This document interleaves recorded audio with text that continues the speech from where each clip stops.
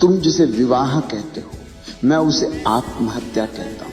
एक जीते जागते व्यक्ति का एक संस्था बन जाना, एक पति बन जाना, एक पत्नी बन जाना, ये जीवन नहीं है, ये जीवन का अभिनय है। क्या तुमने कभी दूल्हे को घोड़ी पर बैठे हुए गौर से देखा है?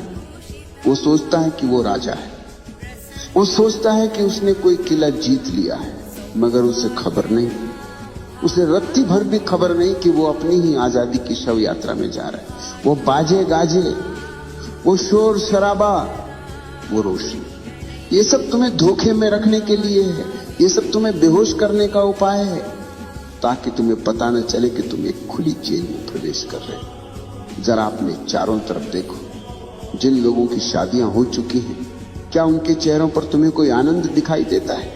क्या उनकी आंखों में तुम्हें वो चमक दिखाई देती है जो किसी प्रेमी की आंखों में होती? नहीं, वहां सिर्फ थकान है, एक ऊब है, एक बासीपन है। वे एक दूसरे को प्रेम नहीं कर रहे, वे एक दूसरे को ढो रहे हैं, जैसे कोई पुरानी लाश को कंधे पर लाद कर चल रहा हो।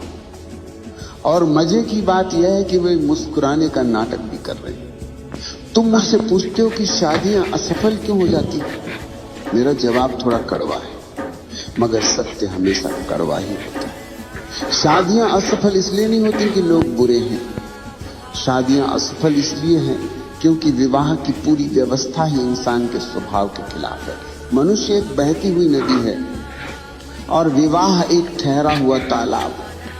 नदी बहती रहे तो साफ रहती, ताजा रहती, रुक जाए तो सड़ जाती है, उसमें कीड़े पड़ जाते हैं, बदबू आने लगती है।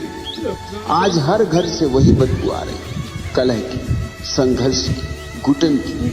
तुम सोचते हो कि साथ फेरे लेने से, मंत्र पढ़ने से या किसी कागज पर दस्तखत करने से प्रेम पैदा हो जाएगा। कितने नासमझ हो तुम। प्रेम कोई व्यापार नहीं है, प्रेम कोई समझौता नहीं है, मगर तुम्हारा विवाह 100% समझौता है। तुम प्रेम के कारण विवाह नहीं करते, तुम डर के कारण विवाह करते हो। तुम्हें डर है अकेलेपन का, तुम्हें डर है बुढ़ापे का, तुम्हें